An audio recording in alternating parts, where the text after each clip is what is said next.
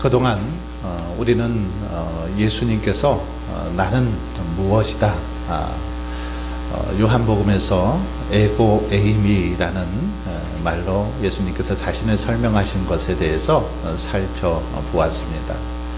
예수님께서는 자신을 이렇게 나는 무엇이다 라고 말씀하심으로 자신이 어떤 분이신지를 가르쳐 주셨는데, 오늘 본문은 예수님께서 나는 참 포도나무요, 그리고 우리들은 가지다 라는 이야기를 하시면서 예수님께서 오늘 우리가 예수님과 어떤 관계를 맺어가야 되는지에 대해서 말씀하고 있습니다.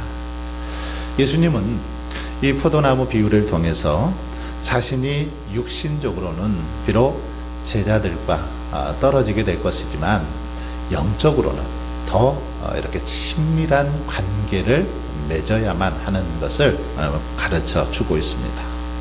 영적으로는 뗄래야 뗄 수 없는 관계, 이것을 우리가 맺어야만 이 땅에서 복된 삶을 살아갈 수 있다라는 것입니다. 특히 예수님은 하나님께서 심으신 포도나무인 이스라엘과 바로 이렇게 의도적인 대조를 통해서 자신만이 참 포도나무다라는 사실을 이야기하고 있습니다. 여러분, 우리 지역의 이 운주면의 특산품이 뭡니까? 감이죠. 감나무. 그래서 흔히 볼 수 있습니다. 물론 다른 지역에는 그렇게 감나무가 많지 않더라고요. 그런데 운주면에 이렇게 들어서면 정말 도로가부터 여기저기 감나무를 많이 볼 수 있습니다. 이처럼 그 포도나무는 당시 팔레스타인 지역에서는 흔한 그런 식물이었습니다. 포도를 많이 이렇게 생산을 했습니다. 특산품이었죠.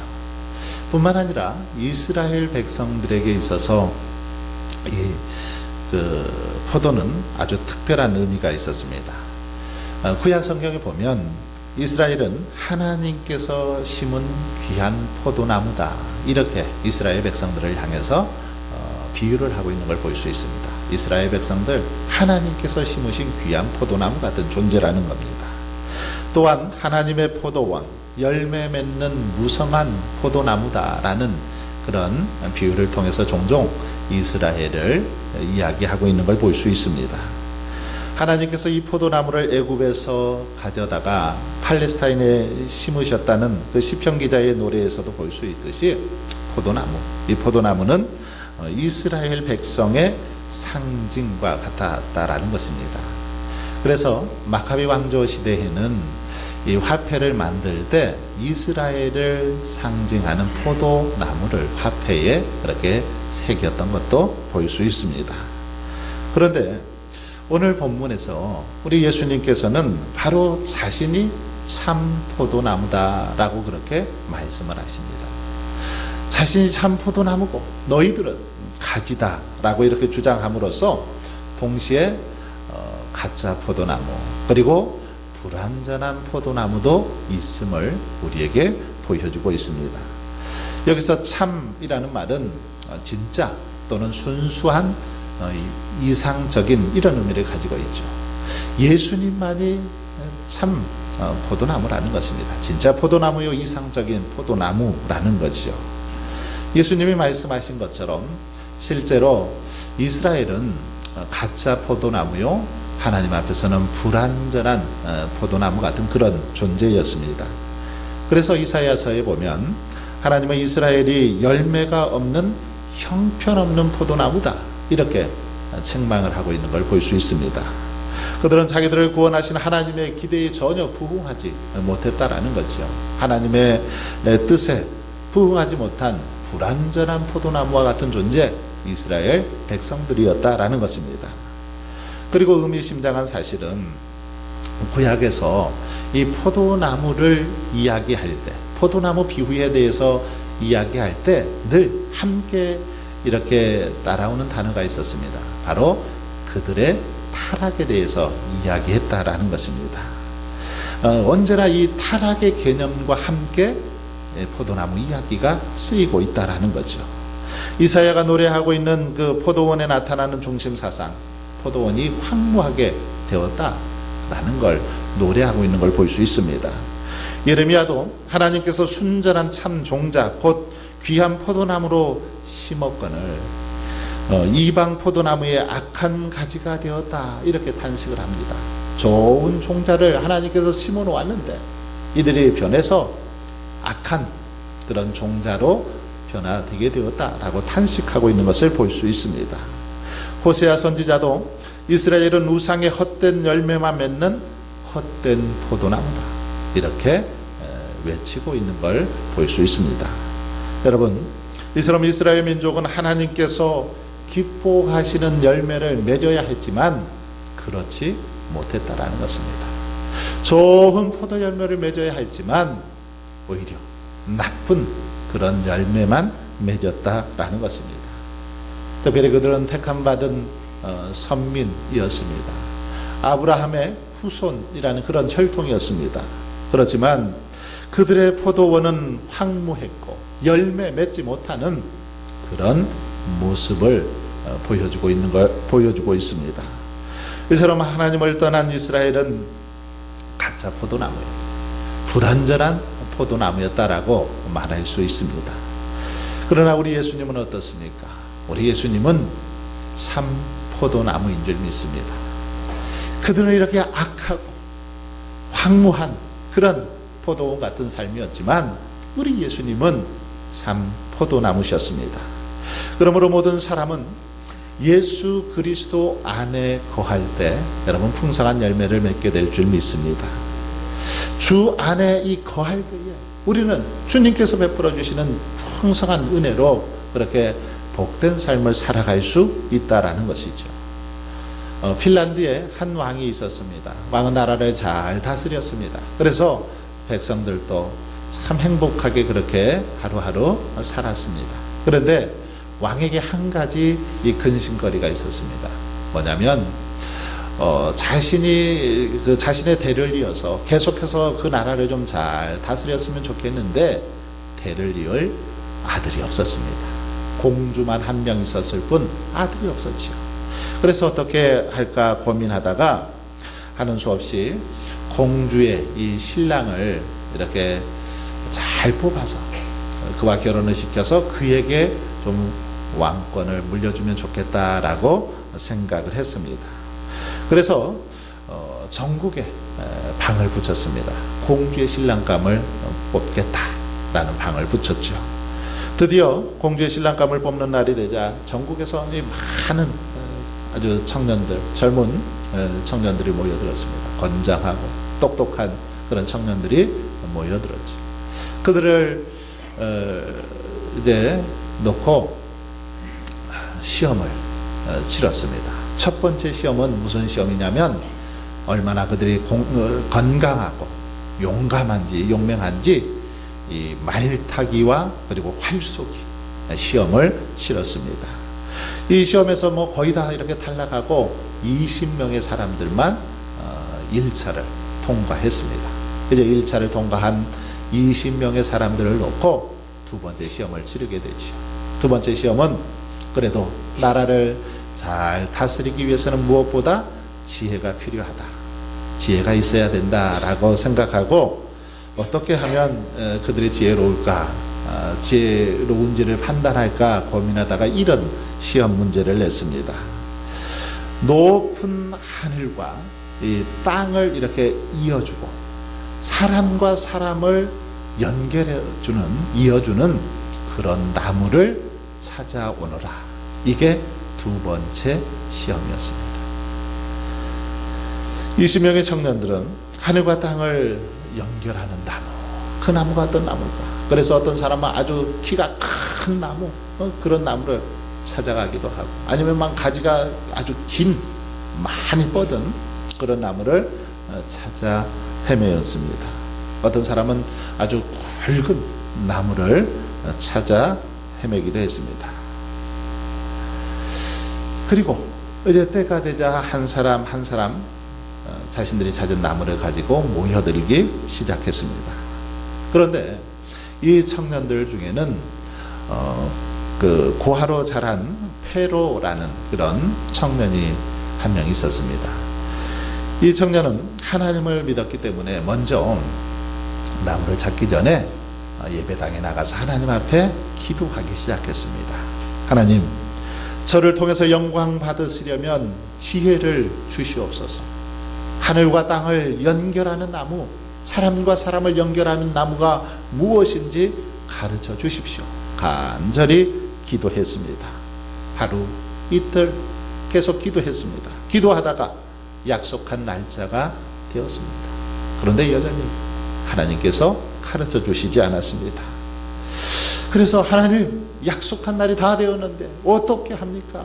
하고 이제 그래도 저는 이제 약속한 날이 되었으니 가겠습니다 하고 자리에서 일어나는 순간 그 청년의 눈에 탁 띄는 그런 그 나무가 있었습니다. 바로 이 강단에 십자가, 이 십자가가 다 걸려 있었는데 그것이 눈에 들어오는 것입니다. 그렇지, 저 십자가야, 저 십자가. 저 십자가는 하늘과 땅을 잇고 사람과 사람을 이어주지 생각이 들어서 그는 이제 나무를 가지고 십자가를 만들어서 왕 앞에 나아가게 되었습니다. 다른 20명의 청년들도 모두 나무 하나씩을 이렇게 가져왔습니다. 희한한 나무들을 가지고 와서 이제 왕 앞에 서 있는데 왕이 한 사람 한 사람 묻습니다.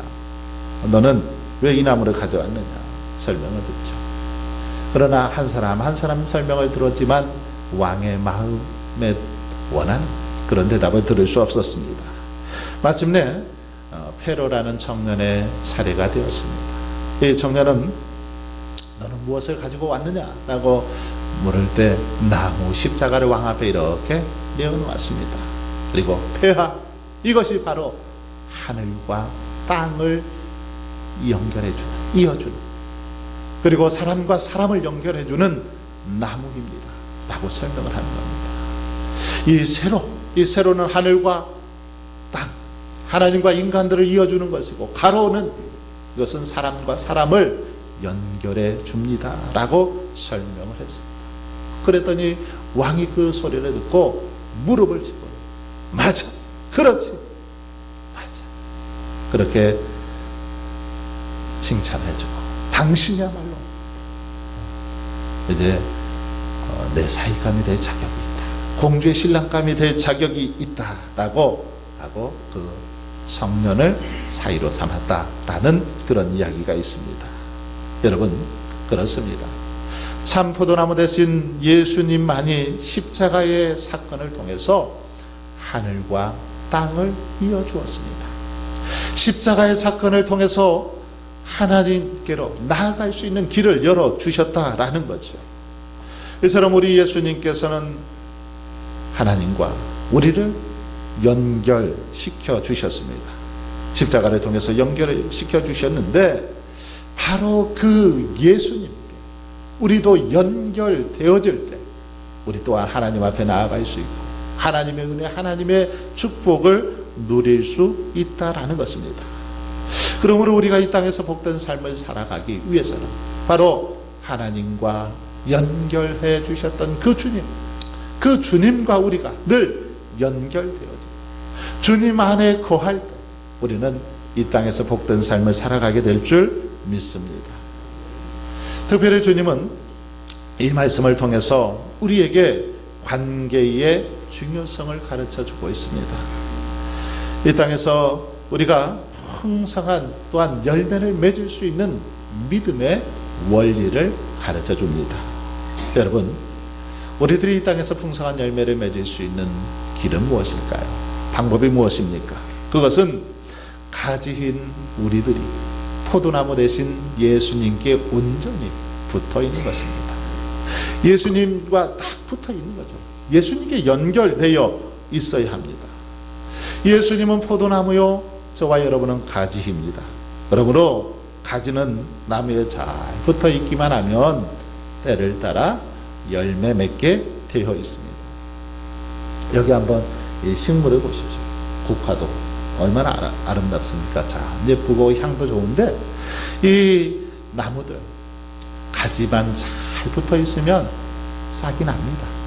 여기 보니까 막 새싹도 지금 이렇게 올라오고 있죠. 꽃도 피죠. 붙어 있기 때문에 그렇습니다. 떨어져 있으면 결코 열매 맺지 않습니다. 잘할 수가 없는 거지요. 4절 중반절 말씀을 한번 보십시오. 가지가 포도나무에 붙어 있지 아니하면 스스로 열매를 맺을 수 없음 같이 가지가 붙어 있지 않으면 스스로 열매 맺을 수 없다. 5절 후반절도 보시면 나를 떠나서는 너희가 아무것도 할 수 없음이라. 이렇게 예수님은 자신에게 붙어 있는 자들만 열매 맺을 수 있고 예수님을 떠나서는 아무것도 할 수 없다라는 사실을 가르쳐 주셨습니다. 그렇습니다. 예수님은 자기 자신에게 붙어 있는 자들에게 힘과 능력을 주시고 은혜를 베풀어 주십니다. 그러나 붙어 있지 않고서는 결코 열매 맺을 수 없다라는 것입니다. 단 뭐 1mm라도 아주 작은 거라도 이렇게 떨어져 버리면 그것은 생명을 잃어버리는 거죠. 뿐만 아니라 이 가지는 뭐 떨어졌다 붙었다 해도 안 됩니다. 항상 붙어 있어야 되죠. 항상 주님께 꼭 이렇게 붙어 있어야만 된다라는 것입니다. 그래야 필요한 영양분을 얻어서 성장할 수 있고 열매 맺게 되는 것입니다. 이와 같이 여러분 우리 성도들도 주님께 전적으로 붙어 있어야 될 줄 믿습니다.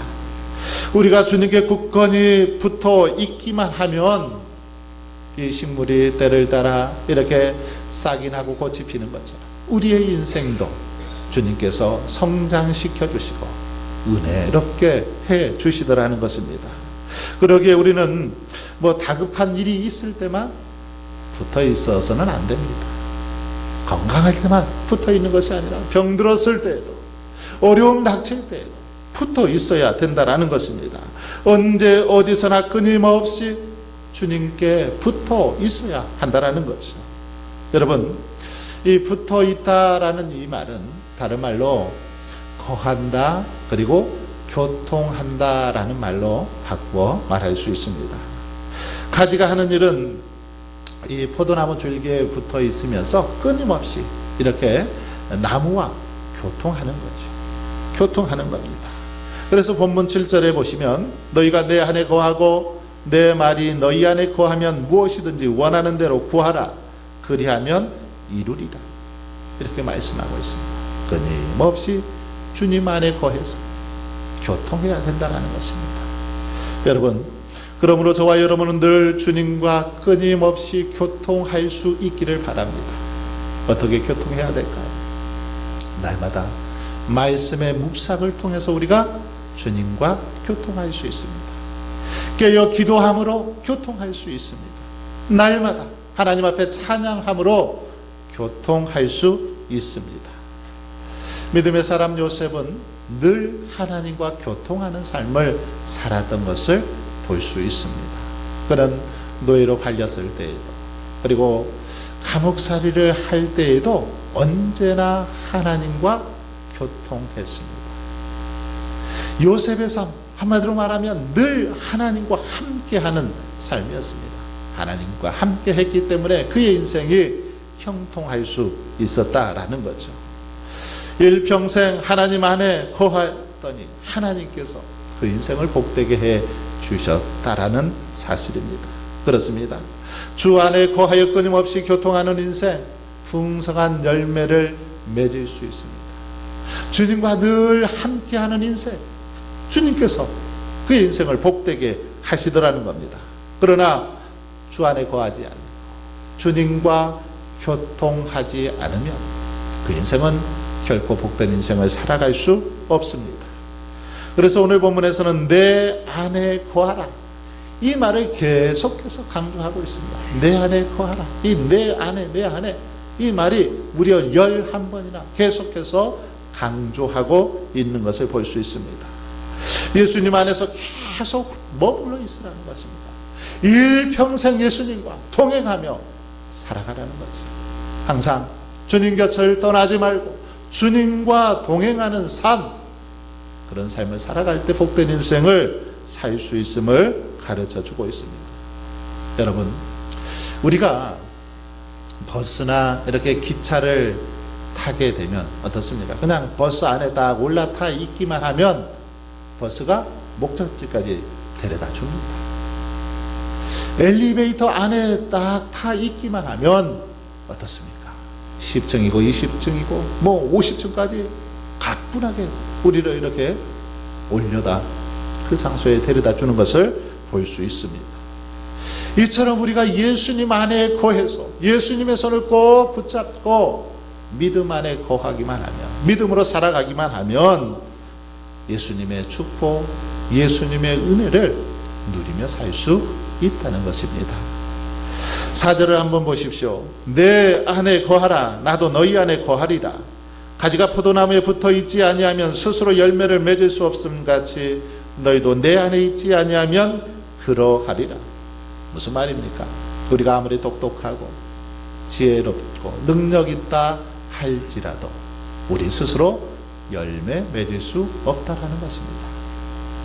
우리가 아무리 경험이 많고 인간관계가 좋아도 그것으로 스스로 열매 맺을 수 없다라는 것입니다. 예수님을 떠난 인생, 아무리 몸부림을 쳐도 그 인생 복될 수 없다라는 사실을 분명하게 보여줍니다. 하나님의 자녀인 우리들은 예수님 안에 있어야 생명의 열매를 맺을 수 있고 구원의 열매를 맺을 수 있고 기쁨과 성령 충만함의 열매를 맺을 수 있다라는 말씀입니다. 왜 그렇습니까? 예수님만이 참 생명이시기 때문이죠. 예수님만이 길이요 진리요 선한 목자요 양의 문이 되시기 때문에 예수님 안에 거할 때 우리는 이 땅에서 복된 삶을 살아갈 수 있는 것입니다. 그런데도 오늘날 많은 사람들은 예수 그리스도 안에 거하기를 거부합니다. 그래서 오히려 세상에 속해 살아가려고 하고 세상 것을 추구하며 살아가고 있는 것을 볼 수 있습니다. 그러니 아무리 밤낮으로 애를 쓰고 한들 열매 맺을 수 없는 것입니다. 왜 그렇습니까?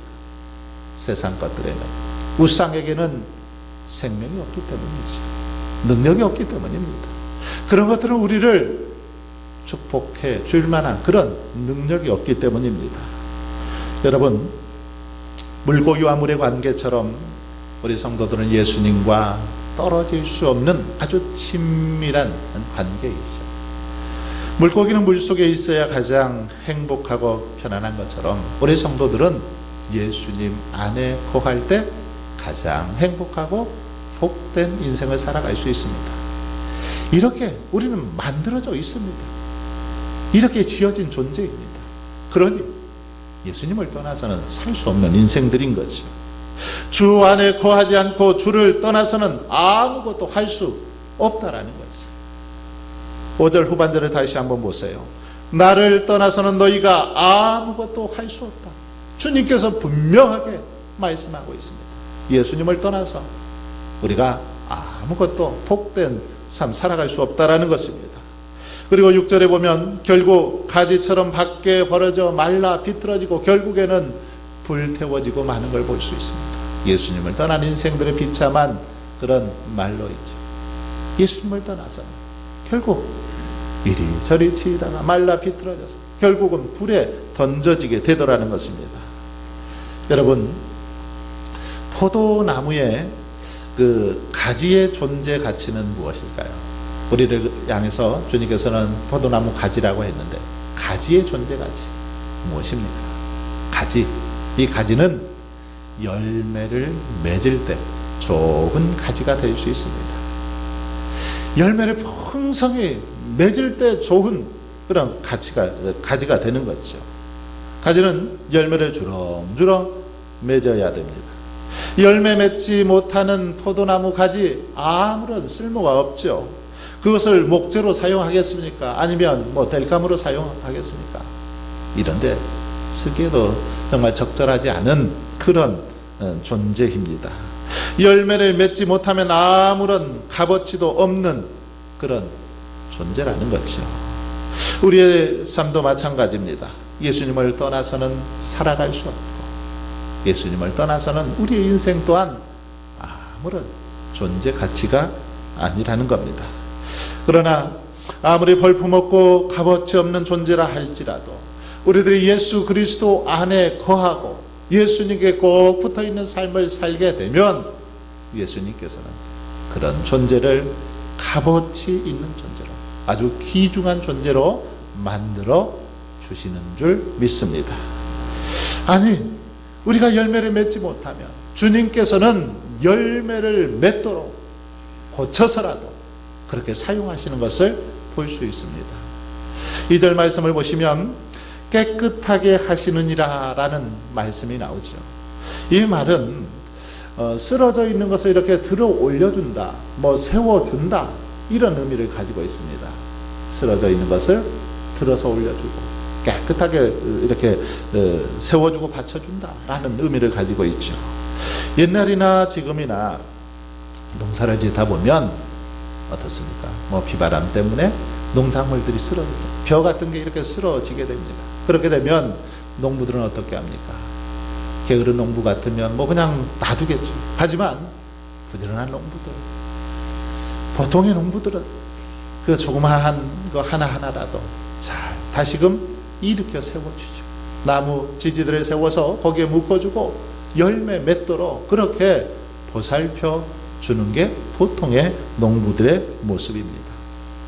이스라엘의 포도밭도 마찬가지입니다. 해마다 여름철이 되면 장마와 함께 폭우가 쏟아졌습니다. 이럴 때에는 이 포도나무 가지들이 막 얽히고 설키게 되고 흙에 파묻히는 경우들이 있었습니다. 그럴 때마다 농부들이 어떻게 할까요?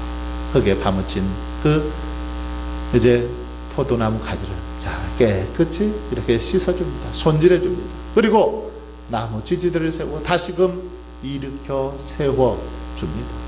왜요? 그렇게라도 해서 열매 맺도록 하는 것이죠.